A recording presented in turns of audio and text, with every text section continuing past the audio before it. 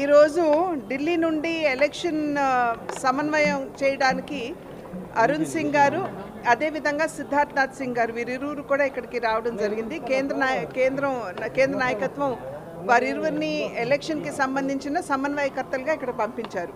కనుక ఇవాళ ఎవరైతే పార్లమెంట్ అభ్యర్థుల పేర్లు ఖరారయ్యి అనౌన్స్మెంట్ అయిందో ఆ పార్లమెంట్ సభ్యులు మరియు ప్రతి జిల్లా నుండి కూడా జిల్లా అధ్యక్షులు అక్కడ ఉన్నటువంటి ముఖ్య కార్యకర్తలు అందరినీ కూడా పిలవటం జరిగింది.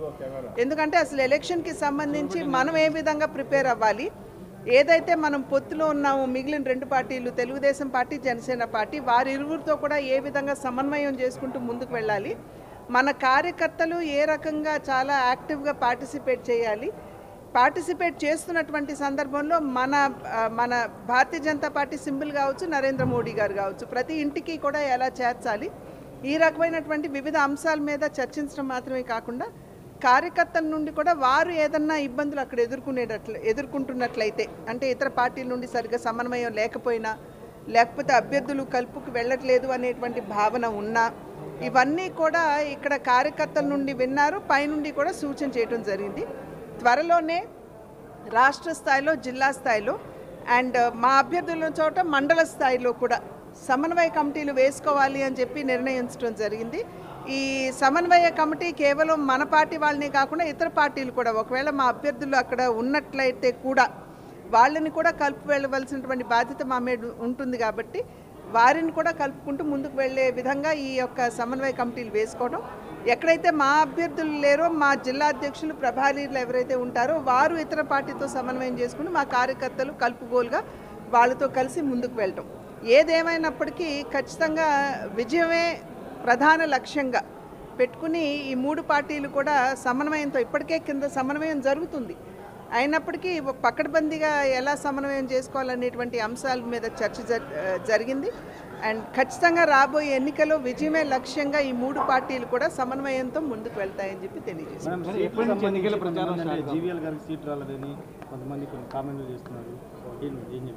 దీని మీద మేము చెప్పేది ఏముంటుందండి, ఇప్పుడు పొత్తులో భాగంగా మాకు కొన్ని సీట్లు వచ్చాయి, ఆ సీట్లో ఉన్నటువంటి అభ్యర్థుల్ని ఖరారు చేస్తారు.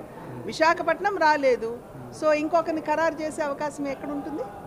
ఏవైతే సీట్లు మాకు వచ్చాయి వాటిలో అభ్యర్థుల్ని ఖరారు చేస్తారు. బయట పార్టీ వాళ్ళకి వచ్చిన వాళ్ళకి సీట్లు కేటాయించారు, బీజేపీ నమ్ముకున్న వాళ్ళకి అన్యాయం జరిగిందనేది. పార్లమెంట్ సభ్యుల్లో ఎవరికి ఇచ్చామండి అట్లా? ఒక్కరు తప్పించి, వరప్రసాద్ ఒక్కరిని తప్పించి మేము బయట వారికి ఇవ్వలేదు కదా, కార్యకర్తలకు ఇచ్చుకున్నాం. అక్కడ ఉన్నటువంటి ఆ జిల్లాలో ఉన్నటువంటి పరిస్థితుల నేపథ్యంలో విజయమే లక్ష్యం అని అనుకున్నప్పుడు వివిధ అంశాలను కూడా దృష్టిలోకి తీసుకోవాలి, వాటన్నింటినీ పరిగణలోకి తీసుకోవడం జరిగింది.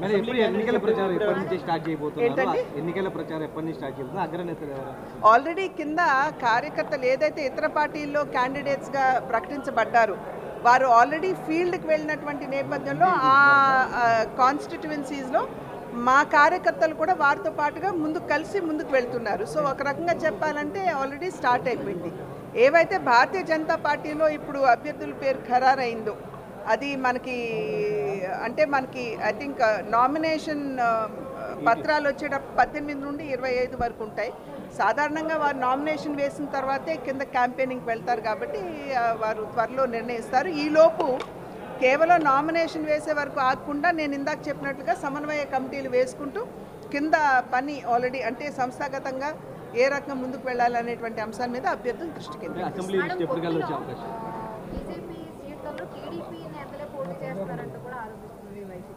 ఎక్కడండి పొత్తులో బీజేపీ పోటీ చేసేటటువంటి సీట్లలో బీజేపీ పేరుతో టీడీపీ వాళ్ళే పోటీ చేస్తున్నారని చెప్పి ఆరోపిస్తున్నారు. ఇప్పుడు నేను ఇందాక చెప్పినట్లుగా ఇప్పుడు అనౌన్స్ అయినటువంటి అభ్యర్థుల్లో ఒకరు తప్పించి అందరూ మా పార్టీ వారు కాబట్టి మేము మా కార్యకర్తల్ని కాదనుకుని వెళ్ళేటువంటి పరిస్థితి లేదు.